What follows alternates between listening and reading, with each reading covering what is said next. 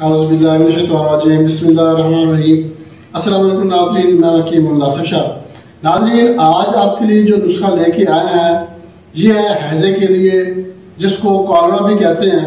ناظرین، حیضہ کیوں ہو جاتا ہے، اس کی وجوہات کیا ہیں اور اس کے کتنے درجے ہیں اور کون سا درجہ زیادہ خطرناک ہے، اور اس کے لیے میں آپ کو صرف ایک چیز بتاؤں گا جس کے استعمال سے حیضہ جو ہے یہ بالکل ٹھیک ہو جائے گا، موشن بھی رک جائیں گے، دست آنا بھی رک جائیں گے۔ ناظرین، حیضہ میں ہوتا یہی ہے کہ آپ نے کوئی بھی چیز غیر متوازن استعمال کی ہے، اس کے بعد فوراً متلی کا ہونا شروع ہو جاتی ہے، دست لگ جاتے ہیں۔ پہلے تو دست جو ہے وہ فضلے کے ساتھ آتے ہیں، اس کے بعد صرف پانی آنا شروع ہو جاتا ہے۔ ناظرین، حیضہ کے 3 درجے ہیں۔ پہلے درجے میں کیا ہوتا ہے، یہ درجہ جو ہے 2 سے 12 گھنٹے تک رہتا ہے۔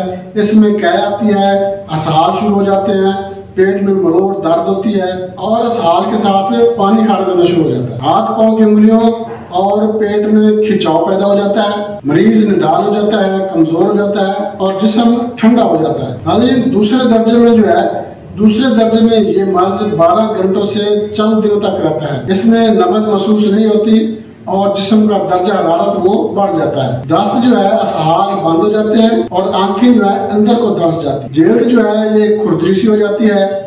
سانس جو مریض ہے وہ چھوٹے سانس لینا شروع کر دیتا ہے اور اس کی آواز جو ہے وہ بالکل مدھم سی ہو جاتی ہے، ایسا بولنا شروع کر دیتا ہے، کمزوری کی وجہ سے، اسہال کی وجہ سے۔ اور اس کے بعد جو تیسرا درجہ ہے، تیسرے درجے میں جو ہے وہ نبض چلنے لگتی ہے اور بخار جو ہے یہ شدید ہو جاتا ہے۔ ناظرین، کالرا جو ہے، حیضہ جو ہے، یہ فساد غذا کی وجہ سے ہوتا ہے، اس لیے یہ مرض جو ہے ایک وبا کی صورت میں پھیلنے لگ جاتا ہے۔ ناظرین، یہ بہت ہی خطرناک مرض ہے۔ یہ جب مرض تیسرے درجے کو پہنچتا ہے، تیسرے درجے کے میں جو مرض پہنچ جاتا ہے تو اس میں جو مریض ہے وہ ایکسپائر بھی ہو سکتا ہے۔ یہ اتنا شدت والا درجہ ہے اور یہ جو حیضہ ہے، یہ حیضہ بھی کوئی اتنی عام بیماری نہیں ہے، یہ بھی بہت خطرناک قسم کا مرض ہے۔ ناظرین، یہ کیوں پھیلتا ہے، اس کی کیا وجوہات بنتی ہے؟ ناظرین، اس کی وجوہات میں وقت بے وقت کا کھانا ہے۔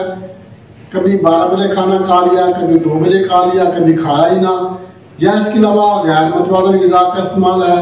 کھلے پڑے ہوئے جو کھانے ہوتے ہیں، بازاری کھانے جو ہوتے ہیں، جو کھلے عام پڑے ہوتے ہیں، بغیر ڈھکے کھانے پڑے ہوتے ہیں، ایسے کھانے کھانے سے بھی حیضہ کا مسئلہ بن جاتا ہے۔ اس کے بعد غیر متوازن غذا کا استعمال، حفظان صحت کے اصولوں پہ عمل نہ کرنے کی وجہ سے بھی یہ مسئلہ بن سکتا ہے۔ اس کے علاوہ فساد غذا کی وجہ سے بھی حیضے کا مسئلہ بن جاتا ہے۔ ناظرین، فساد غذا کیا چیز ہے، اس کے لیے میں آپ کو ایک چھوٹی سی مثال دیتا ہوں کہ آپ نے تربوز کھا لیا یا خربوزہ آپ نے کھایا، اس کے بعد آپ نے پانی پی لیا یا چائے پی لی یا دودھ پی لیا یا کوئی ایسی غذا جس کی وجہ سے فساد غذا بن گئی ہے، تو ایسے مرض کو کالرا کہتے ہیں، حیضہ کہتے ہیں۔ یہ آپس میں جو غذا ہے ان کا کمبینیشن نہیں بنتا، جس کی وجہ سے جو ہے فساد غذا بن جاتا ہے اور حیضے کا مسئلہ بنتا ہے۔ ککڑی کے بعد پانی پی لینے سے بھی مسئلہ بنتا ہے۔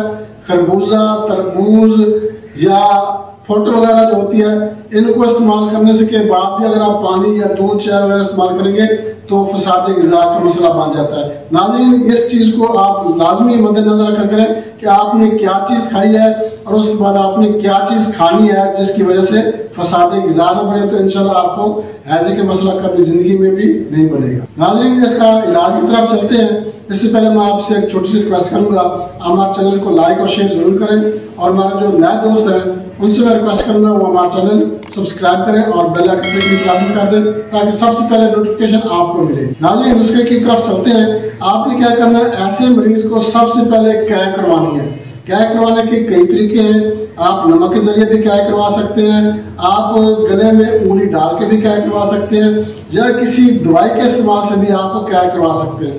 کسی بھی طریقے سے مریض کو سب سے پہلے قے کروائیں تاکہ اس کا جو گندا مواد معدے میں رکا ہوا ہے وہ باہر خارج ہو جائے۔ اس کے بعد آپ نے کیا کرنا ہے، ایک جو ایٹم ہے سونڈ جو ہے، جس کو سونٹ بھی کہتے ہیں، یہ آپ نے 1 تولہ اچھی طرح سے گرائنڈ کر لینی ہے، پیس کے نا اس کو آپ اپنے پاس محفوظ کر لیں۔ اب آپ نے اس کو استعمال کیسے کروانا ہے، استعمال کے لیے میں آپ کو بتا دیتا ہوں۔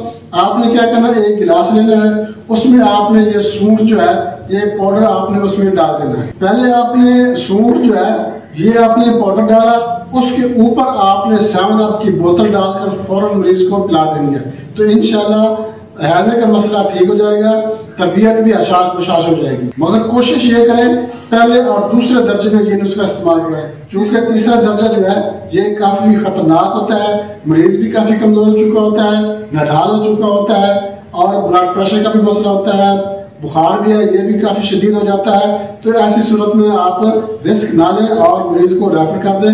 دوستو بہت اچھا نسخہ میں نے آپ سے شیئر کیا ہے، استعمال کریں، انشاءاللہ آپ کو فائدہ ہوگا۔ اس کے ساتھ اجازت چاہتے ہیں، اگلی ویڈیو تک کے لیے اللہ حافظ۔